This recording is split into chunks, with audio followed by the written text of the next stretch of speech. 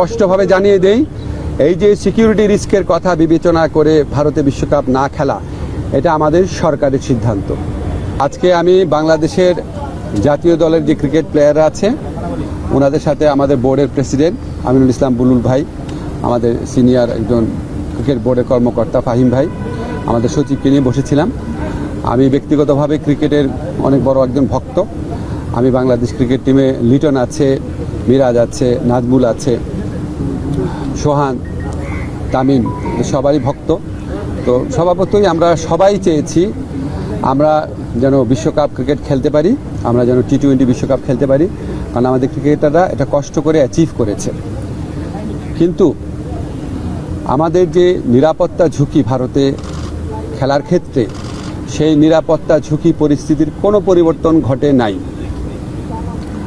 আমাদের যে নিরাপত্তা ঝুঁকির যে আশঙ্কা তৈরি হয়েছে, এটা কোনো বায়বীয় বিশ্লেষণ বা ধারণা থেকে হয় নাই, এটা একটা সত্যিকারের ঘটনার থেকে হয়েছে, যেখানে আমাদের দেশের একজন সেরা প্লেয়ারকে উগ্রবাদীদের কাছে মাথা নত করে ভারতীয় ক্রিকেট বোর্ড তাকে ভারত থেকে বের করে দিয়েছে, সোজা কথা বের করে দিতে বলেছে।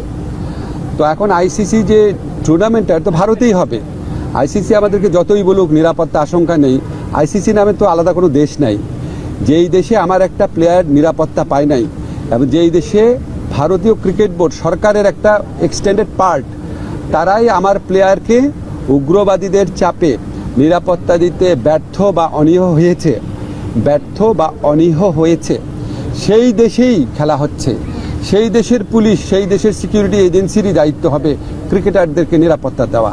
তো আমরা তাহলে ওই ঘটনার পরে কি এমন চেঞ্জ হয়েছে ভারতের, যে আমরা ভাবতে পারবো যে ভারতে আবার কোনো উগ্রবাদী আস্ফালন হবে না, এবং ভারত আমাদেরকে মুস্তাফিজকে নিরাপত্তা দিতে পারে নাই। তো কি হয়েছে, আমাদের ক্রিকেটারদের, আমাদের সাংবাদিকদের, আমাদের দর্শকদের সবাইকে নিরাপত্তা দিতে পারবে?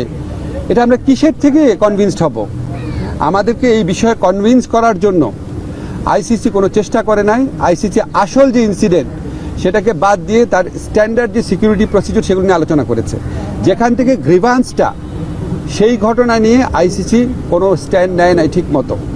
এমনকি ভারত সরকারের পক্ষ থেকে যে আমাদের কনভিন্স করানোর চেষ্টা করা যে যেই ঘটনাটা ঘটেছে মুস্তাফিজের ক্ষেত্রে এটা একটা আইসোলেটেড ঘটনা, বা আমরা এটার জন্য সরি, আমরা এই ব্যবস্থা নিচ্ছি, তোমাদের দর্শক, তোমাদের সাংবাদিক, তোমাদের খেলোয়াড়দের জন্য কোনো রকম যোগাযোগের চেষ্টা করে নাই, কোনো রকম কনভিন্স করার চেষ্টা করে নাই। ফলে আমাদের ডিসিশন পরিবর্তন হওয়ার কোনো রকম স্কোপ নাই। আমরা এখনও আশা করব, আমরা মনে করি আমরা আইসিসি থেকে সুবিচার পাই নাই, আমরা এখনও আশা করব আইসিসি সুবিচার করবে।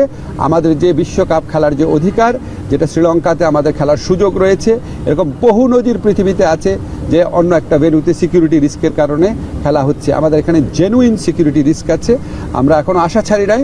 আমরা আশা করব আইসিসি আমাদের জেনুইন সিকিউরিটি রিস্কটা সুবিবেচনার সাথে নিয়ে আমাদেরকে শ্রীলঙ্কায় খেলার সুযোগ করে দেবে বিশ্বকাপ। আমরা সেই আশাবাদ নিয়ে এখনও অপেক্ষা করছি। ধন্যবাদ।